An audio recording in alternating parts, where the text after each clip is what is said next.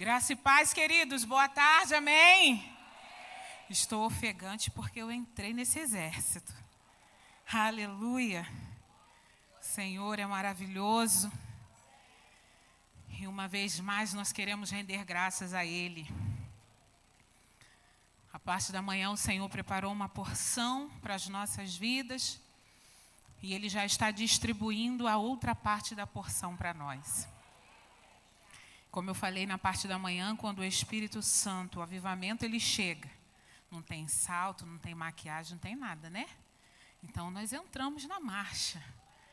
Porque aquele que veio para essa guerra ainda não recebeu ordem do Senhor para parar. Então a gente precisa continuar. Eu quero convidar você a abrir a sua Bíblia no livro do profeta Ezequiel, capítulo 37.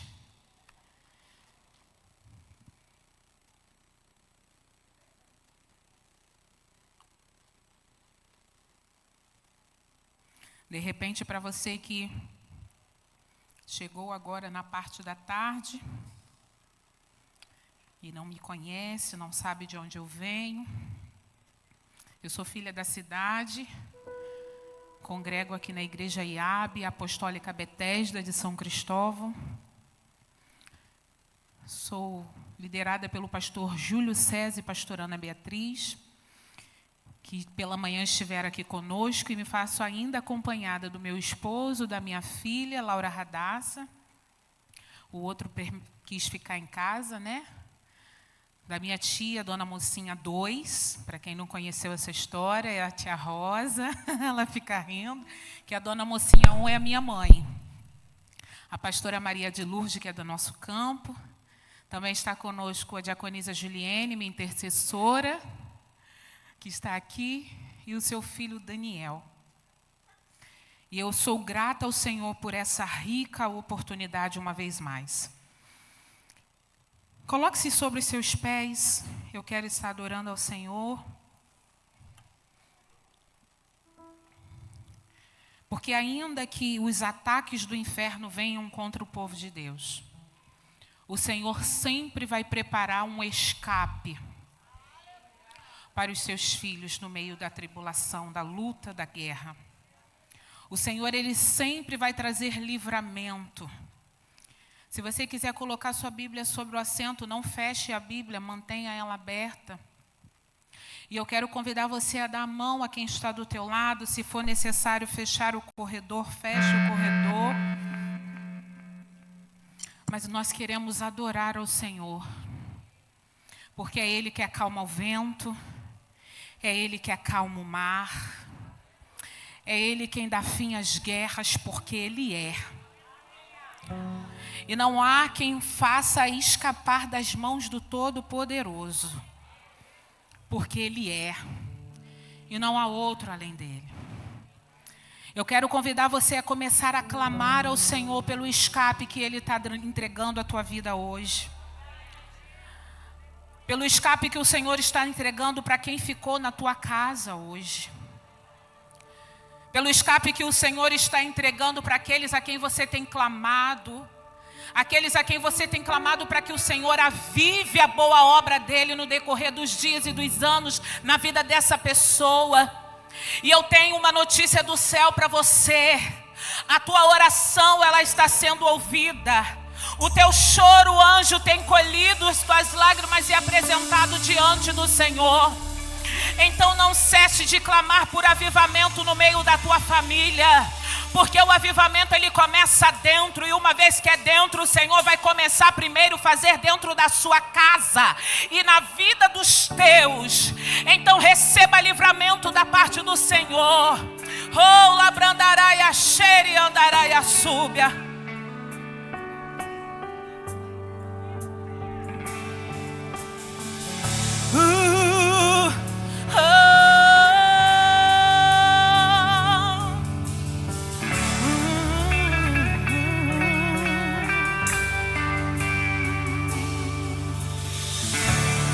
O inimigo tenta laços e embaraços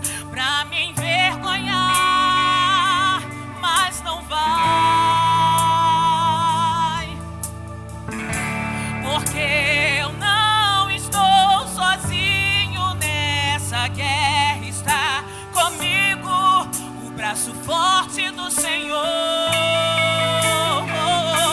aquele que acalma o vento, aquele que aquieta o mar, que tira a força do fogo, faz o leão jejuar, o Deus que derruba as muralhas e sério faz mãe de filhos, é o mesmo que brada do alto, não temas, sou contigo, eu já sei um caminho aberto pelas águas. Mas vou ver Muitas fontes em meio ao deserto.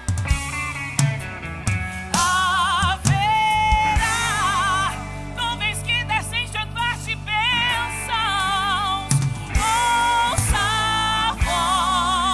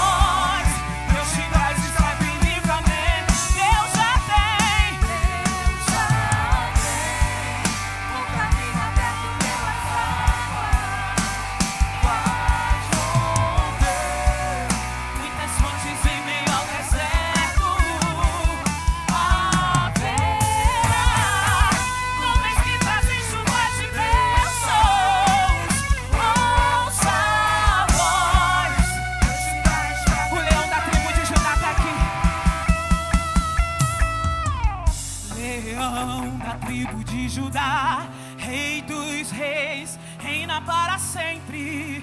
Leão da tribo de Judá, Rei dos reis, reina para sempre. Leão da tribo de Judá, Rei dos reis, reina para sempre. Leão da tribo de Judá, Rei dos reis, reina para sempre.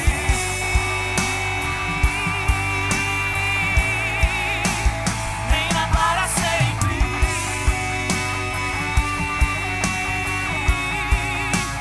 Reina para sempre.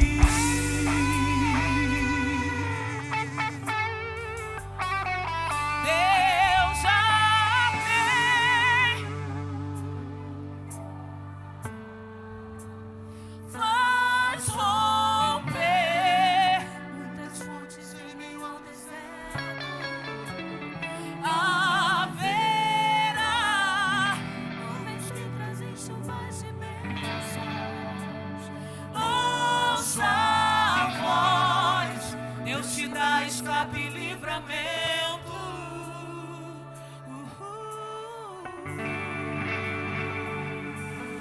Obrigado, Jesus. Obrigado, Senhor. Obrigado pelo teu amor. Obrigado pelo teu perdão. Obrigado pelo sacrifício de cruz, para que hoje nós pudéssemos estar aqui e declarar o escape do Senhor. Obrigado, Deus. Aleluia. Aleluia. Aleluia. Aleluia. Ele é poderoso, Ele é fiel, Ele é maravilhoso. Ele é Rei dos reis, Senhor dos senhores, Príncipe da paz. Ele é a estrela da manhã, raiz de Davi. É Ele que está aqui nesse dia, é Ele que marcou na agenda do céu esse encontro. Então se despoje de tudo aquilo que te prende e adore ao único que é digno de receber toda a honra, toda a glória, toda a adoração. Entregue a Ele o clamor da tua alma, clame a Ele pelo avivamento dentro de você. Oh Espírito Santo, oh Espírito Santo, adore a Ele, exalte a Ele, adore a Ele, Ele está aqui.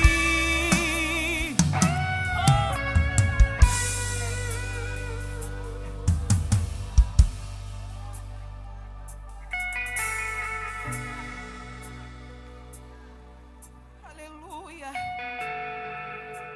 Glória a Deus.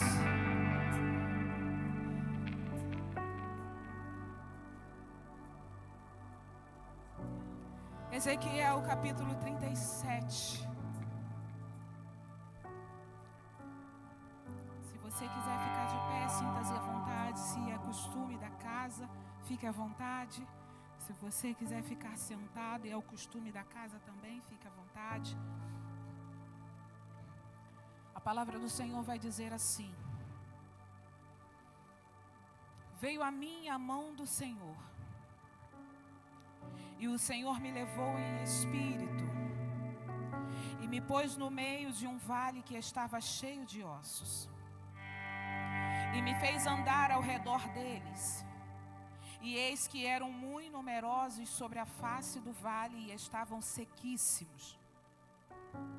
E me disse: filho do homem, poderão viver estes ossos?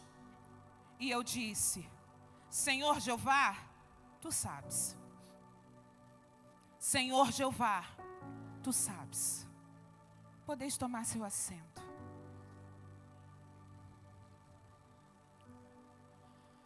Quando a palavra do Senhor, no livro do profeta Ezequiel, no capítulo 37, vai nos contar a história acerca da visão que o profeta teve sobre um vale de ossos que estavam sequíssimos. Bem verdade que quando a gente começa a conhecer quem é Jesus no início da nossa trajetória, a gente vai pensar que de fato Ezequiel estava assim num vale que tinha ossos palpáveis. Porém, quando a gente vai amadurecendo na fé e a gente vai buscando a palavra, o Senhor vai nos revelando e nos esclarecendo aquilo que a palavra dele quer dizer. E aqui, quando se fala de uma visão, é de fato uma revelação, é algo que ele está vendo, não no mundo terreno, mas no mundo espiritual. Acerca de um vale que estava cheio de ossos sequíssimos. E quando a gente fala em ossos sequíssimos, a gente fala de algo que não tem mais jeito. Algo que está morto, algo que já está ressecado, algo que não há possibilidade de viver novamente. Mas interessante é que o Senhor, ele queria mostrar para o profeta Ezequiel que ele era o Deus do impossível. E que aquela visão que ele estava dando para Ezequiel era só um sinônimo, um símbolo daquilo que o Senhor iria fazer. E como nós bem dissemos na parte da manhã, que os maiores fracassos e as maiores derrotas da vida do ser humano e as maiores derrotas em guerras que Israel perdeu foi por causa da desobediência. E aqui, o que está acontecendo com o povo de Israel e de Judá era algo que já havia sido predito pelos profetas. O Senhor já havia esclarecido através da revelação de usar os profetas e, como nós dizemos nos dias de hoje, usar os vasos para entregar para o povo de Israel e de Judá que viria um tempo difícil, que viria um tempo onde eles seriam derrotados, onde eles seriam aprisionados, onde eles estariam num lugar fora da sua cidade. E bem verdade é que o povo ele não quis dar ouvidos à voz do profeta. E quantas as vezes o profeta Jeremias, ele vinha trazendo exortação ao povo e dizendo: parem de adorar a Deus Baal, parem de adorar a outros deuses, parem de prestar culto a deuses que não é o Deus de Israel, acorda! Mas mesmo assim o povo não acreditava. E trazendo um pouco para os nossos dias de hoje, quantas e quantas vezes nós já ouvimos falar que Jesus vai voltar? Eu bem me lembro que eu era criança e a minha avó já dizia que Jesus ia voltar. E eu me lembro bem que eu dizia assim: Jesus, deixa eu fazer 15 anos primeiro para eu ter minha festa de 15 anos. Olha a preocupação da pessoa. Mas eu era criança, eu não sabia. Eu não tinha ideia do que Deus poderia fazer. E a minha oração era: deixa eu fazer 15 anos primeiro.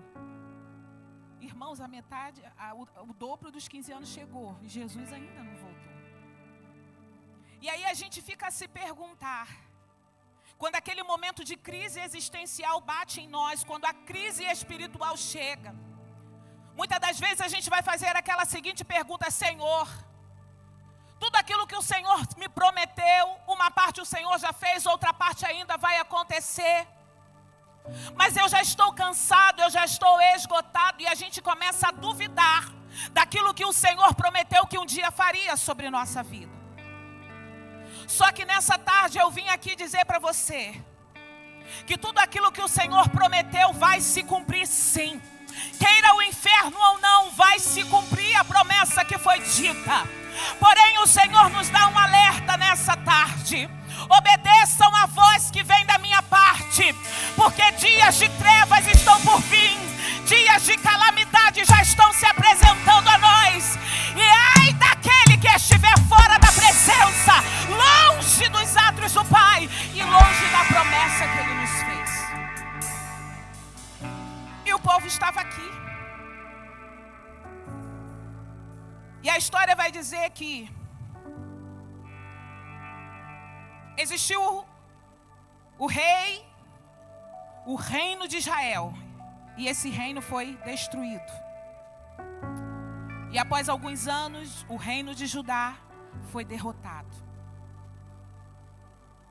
E aonde aconteceu o exílio da Babilônia, o povo foi deportado para a Babilônia. E ali ficaram exilados.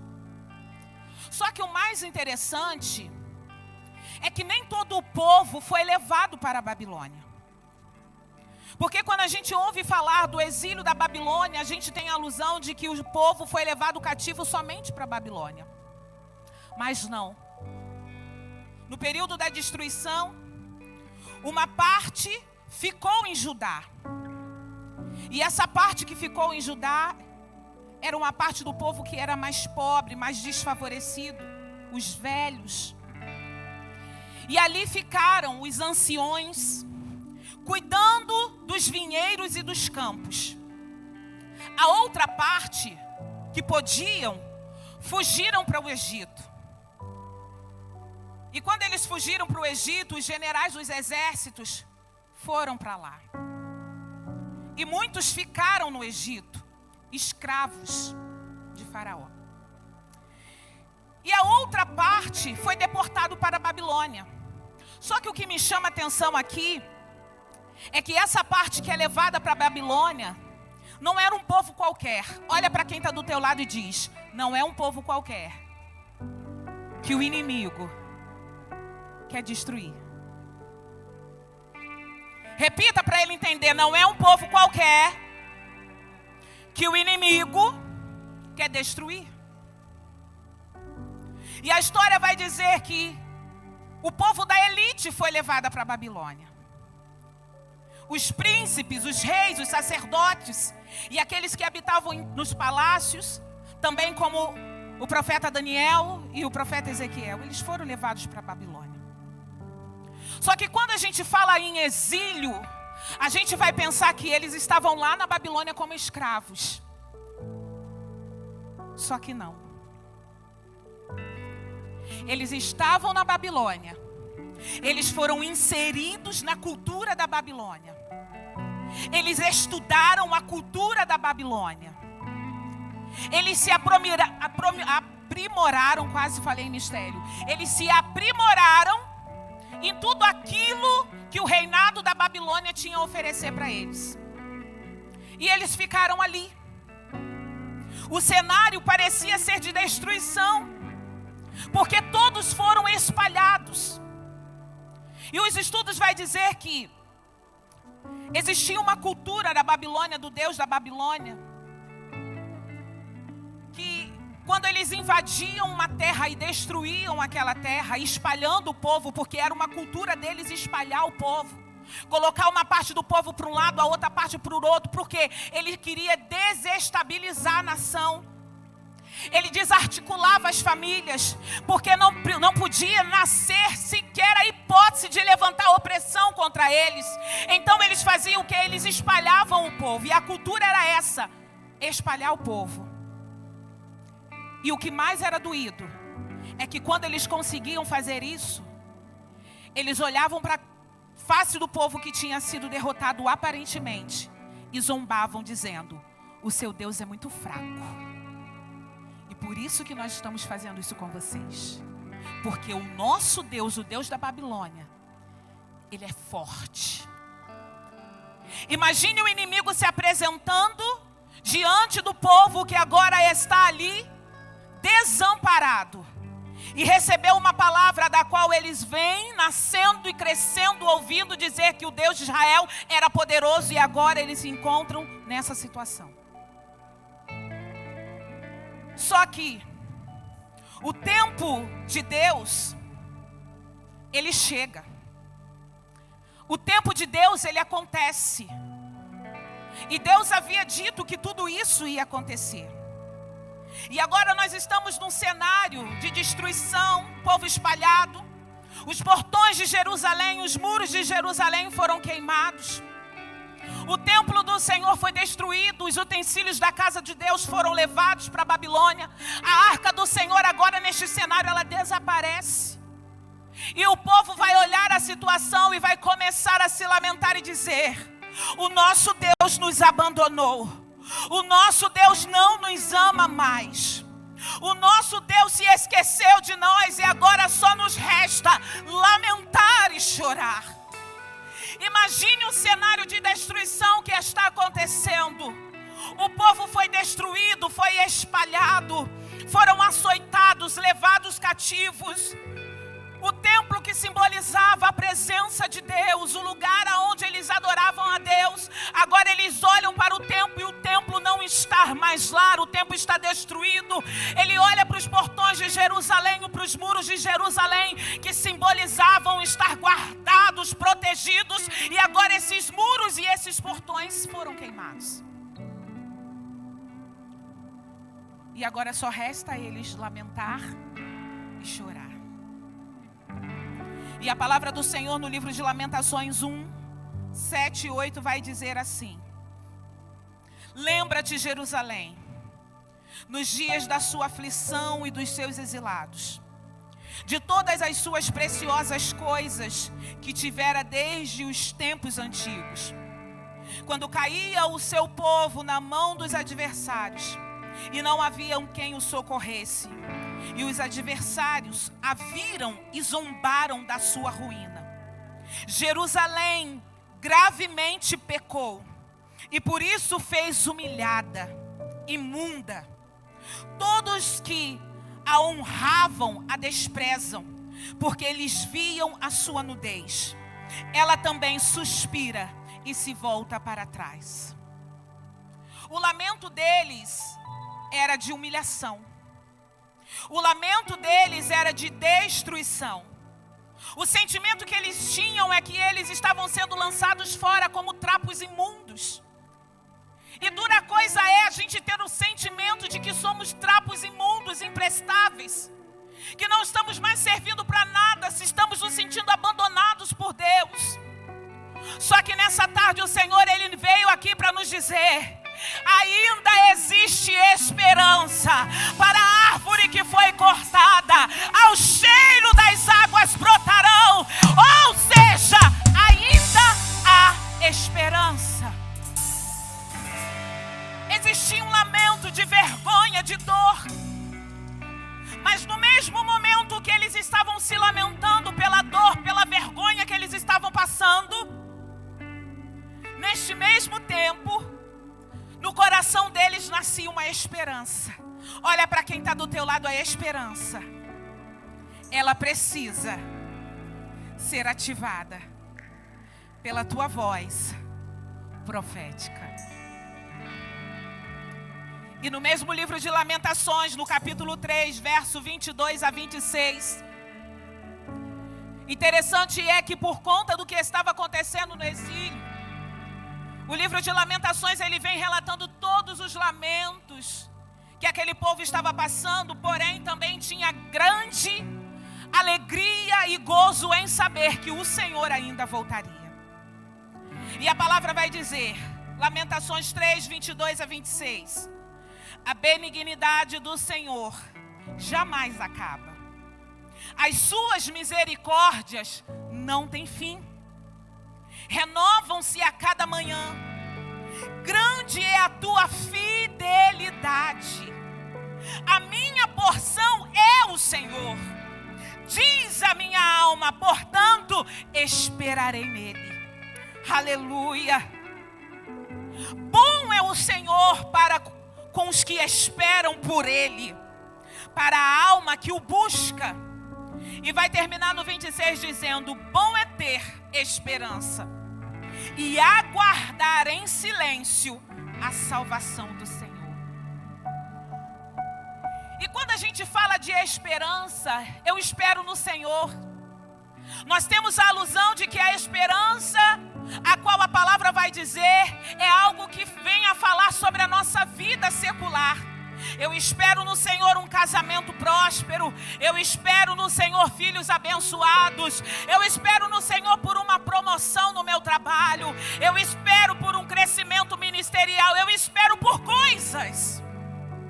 Mas no original, esse esperar do livro de Lamentações era por causa do povo que estava exilado, e eles tinham a esperança que o Senhor voltaria saía para os buscar.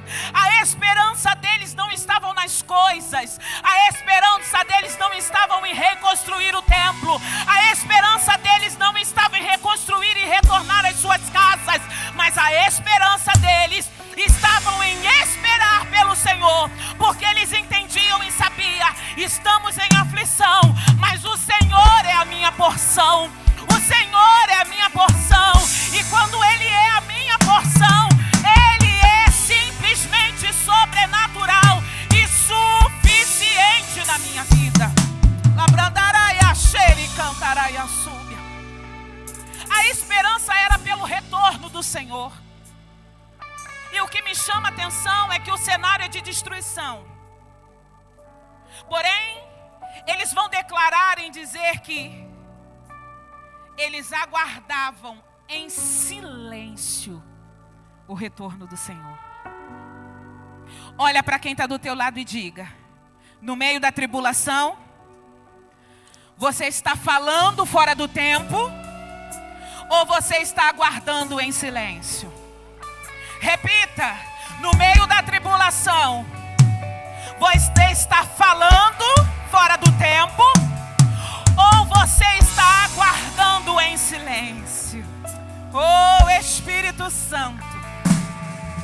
Porque quando o momento é de caos na nossa vida, a gente quer murmurar, a gente quer falar, a gente quer esbravejar. Mas aquilo que a gente passa nos nossos dias atuais não se comparam com o que o povo estava passando. E ainda que a esperança deles parecia ter morrido, eles continuavam mantendo lá no fundo da sua alma a esperança no Senhor retornar.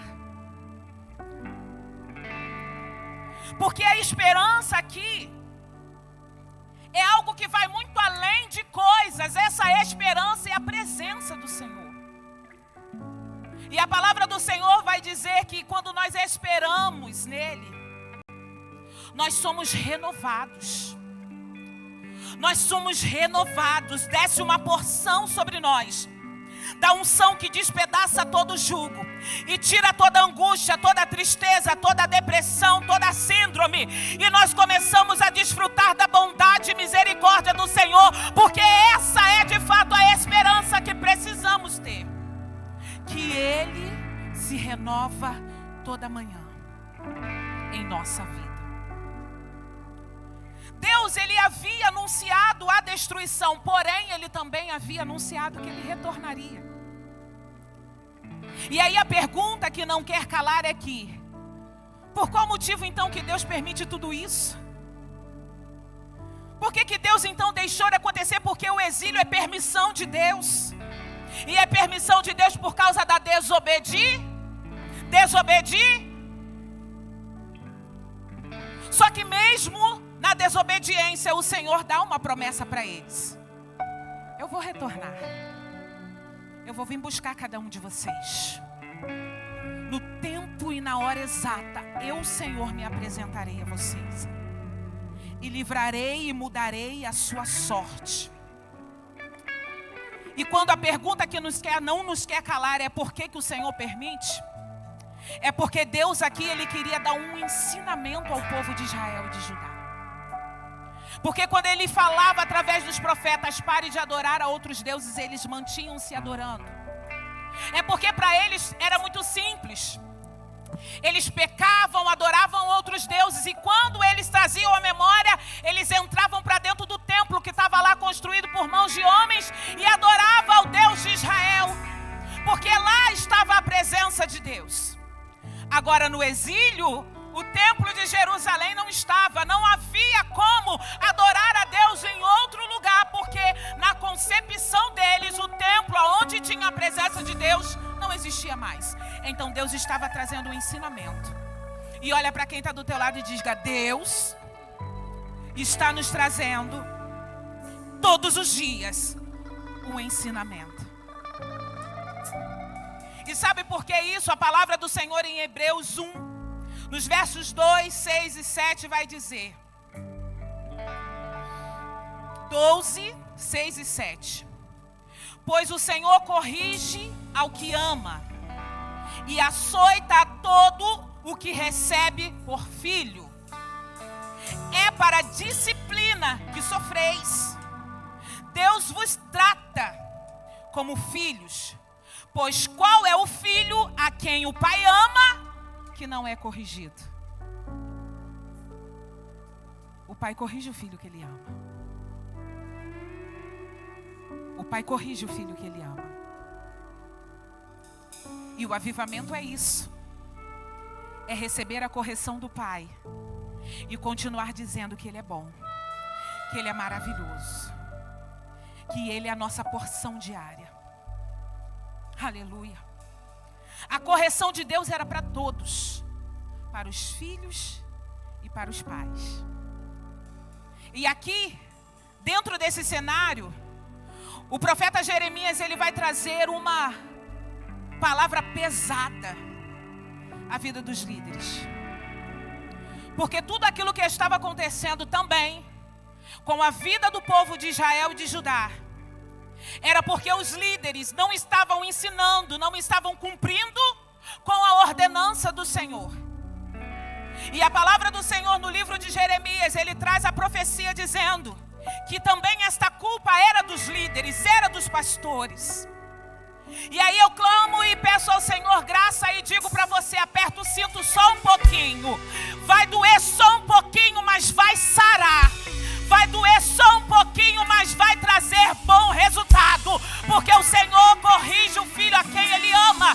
E a correção do Senhor é para a minha vida, é para a tua vida, é para a nossa vida. Independente de altura de ministério, sendo ovelha, sendo pastor, a correção do céu é para todos. E a profecia era Jeremias 23, verso 1 e 2. Ai dos pastores que destroem e dispersam as ovelhas do meu pasto, diz o Senhor. Portanto, assim diz o Senhor, o Deus de Israel, acerca dos pastores que apacentam o meu povo. Vós dispersastes as minhas ovelhas e afugentastes, e não as visitastes. Eis que visitarei sobre vós a maldade das vossas ações, diz o Senhor.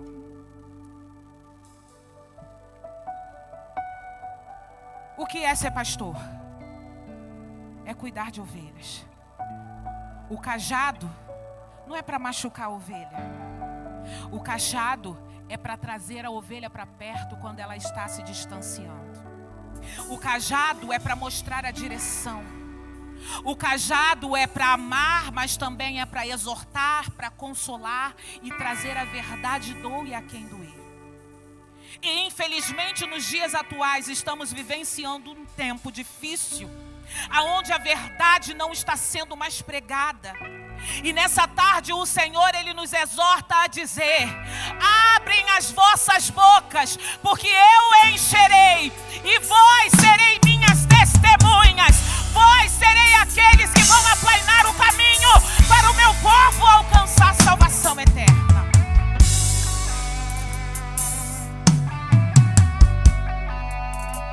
Estamos vivenciando uma época em que os pastores, eles estão se sujeitando a simplesmente atrair e obter a gordura das ovelhas, quando na verdade não é isso que o Senhor quer.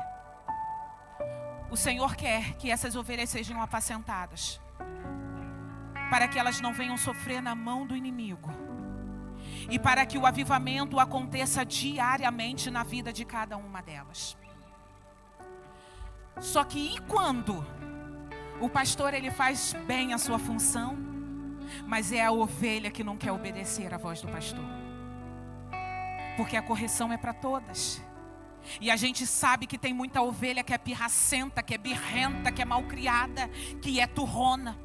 Que o Senhor está dizendo: não é por este caminho, mas a ovelha está teimando em permanecer no pecado. E o pastor está dizendo: larga a mão deste pecado, porque o final dele é morte. Mas a ovelha é pirracenta e não quer dar ouvido à voz do pastor. E quando os pastores, eles fazem isso, eles estão nada mais, nada menos dizendo para a ovelha: desperta o avivamento que há dentro de você. Larga a mão desse pecado. Não é isso que Deus tem para a tua vida. Porque a correção da parte do Senhor, ela vem e virá para todos. E está aqui, ela veio. O povo agora está deportado, destruído, humilhado, esquecido, se sentindo abandonado, espalhado, lamentando, chorando. E aí a palavra do Senhor no livro de Jeremias 29:4 até o 7 vai dizer isso com as minhas palavras. Depois você pode ler. Que Deus tirou o povo da sua terra, levou para a Babilônia, mas isso não era para a tristeza do povo. Isso era para que o povo viesse a aprender. Mas para lhes mostrar que ele tinha todo o domínio da humanidade. Não havia tirado para se entristecerem, mas para se multiplicarem, construir famílias, fazer prosperar a Babilônia, porque lá eles também prosperariam.